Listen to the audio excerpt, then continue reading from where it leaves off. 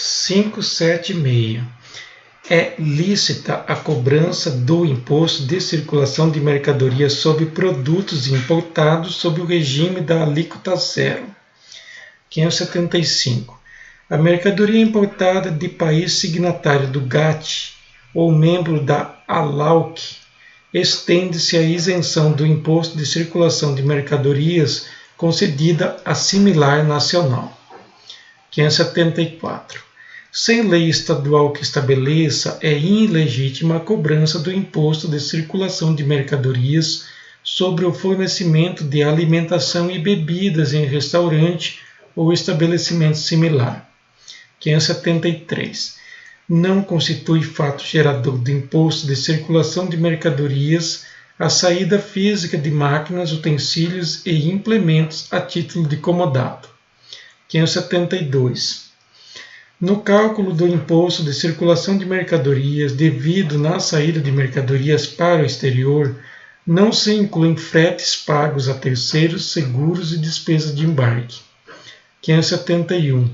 O comprador de café ao IBC, ainda que sem expedição de nota fiscal, habilita-se, quando da comercialização do produto, ao crédito do ICM que incidiu sobre a operação anterior. 570.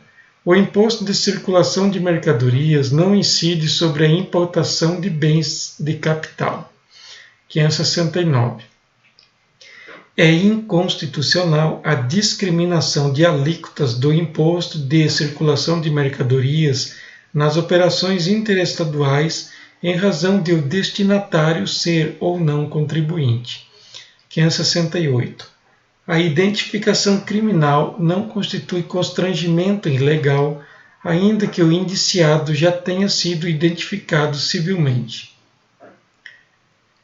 567. A Constituição, ao assegurar no parágrafo 3º do artigo 102 a contagem integral do tempo de serviço público federal, estadual ou municipal para os efeitos de aposentadoria e disponibilidade, não proíbe à União, aos Estados e aos municípios mandarem contar, mediante lei, para efeito diverso, tempo de serviço prestado a outra pessoa de direito público interno.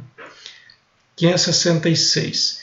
Enquanto pendente, o pedido de readaptação fundado em desvio funcional não gera direitos para o servidor relativamente ao cargo pleiteado. 565. A multa fiscal moratória constitui pena administrativa, não se incluindo no crédito habilitado em falência. 564. A ausência de fundamentação do despacho de recebimento de denúncia por crime falimentar enseja nulidade processual, salvo se já houver sentença condenatória. 563. O concurso de preferência a que se refere o parágrafo único do artigo 187 do Código Tributário Nacional é compatível com o disposto no artigo 9º, inciso 1 da Constituição Federal. 562. Na indenização de danos materiais decorrentes de ato ilícito, cabe a atualização de seu valor, utilizando-se para esse fim, dentre outros critérios, dos índices de correção monetária. 561. Em desapropriação, é devida a correção monetária até a data do efetivo pagamento da indenização, devendo proceder-se à atualização do cálculo, ainda que por mais de uma vez. 560. A extinção de punibilidade pelo pagamento do tributo devido estende-se ao crime de contrabando ou descaminho, por força do artigo 18, parágrafo 2º do Decreto-Lei 157.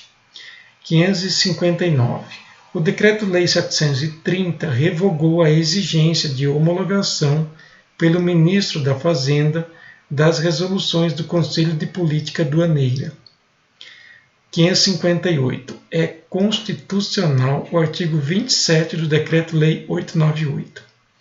557. É competente a Justiça Federal para julgar as causas em que são partes a Cobal e a Cibrasen. 556. É competente a justiça comum para julgar as causas em que é parte sociedade de economia mista. 555. É competente o TJ para julgar conflitos de jurisdição entre juiz de direito do Estado e a justiça militar local.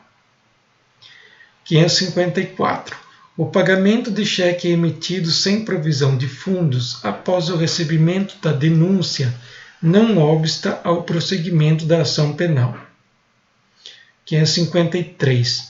O adicional ao frete para a renovação da Marinha Mercante, AFRMM, é contribuição para fiscal, não sendo abrangido pela imunidade prevista na letra D, inciso 3 do artigo 19 da Constituição.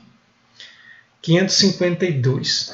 Com a regulamentação do artigo 15 da Lei 5316, pelo Decreto 71.037, tornou-se exequível a exigência da exaustão da via administrativa antes do início da ação de acidente do trabalho. 551. É inconstitucional a taxa de urbanização da Lei 2.320, instituída pelo município de Porto Alegre, porque seu fato gerador é o mesmo da transmissão imobiliária. 550. A isenção concedida pelo artigo 2º da Lei 18.15 às empresas de navegação aérea não compreende a taxa de melhoramento de portos instituída pela Lei 3.421. 549. A taxa de bombeiros do Estado de Pernambuco é constitucional, revogada a súmula 274. 548. É inconstitucional o Decreto-Lei 643, artigo 4º do Paraná, na parte que exige selo proporcional sobre atos e instrumentos regulados por lei federal. 547. Não é lícito à autoridade proibir que o contribuinte em débito adquira estampilhas, despache mercadorias nas alfândegas e exerça suas atividades profissionais. 546. Cabe a restituição do tributo pago indevidamente quando reconhecido por decisão que o contribuinte de jure não recuperou do contribuinte de facto o quantum respectivo. 545.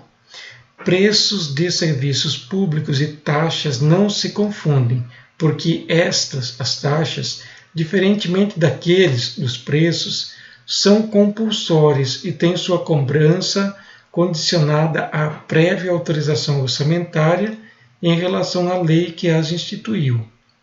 544. Isenções tributárias concedidas sob condição onerosa não podem ser livremente suprimidas. 543. A Lei 2975 revogou apenas as isenções de caráter geral relativas ao Imposto Único sobre Combustíveis, não as especiais por outras leis concedidas. 542. Não é inconstitucional a multa instituída pelo Estado-membro como sanção pelo retardamento do início ou da ultimação do inventário. 541.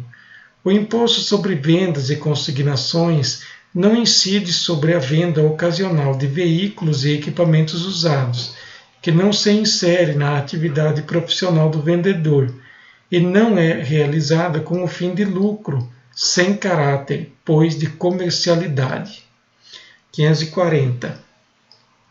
No preço da mercadoria sujeita ao imposto de venda e consignações, não se incluem as despesas de frete e carreto. 539. É constitucional a lei do município que reduz o imposto predial urbano sobre imóvel ocupado pela residência do proprietário que não possua outro. 538.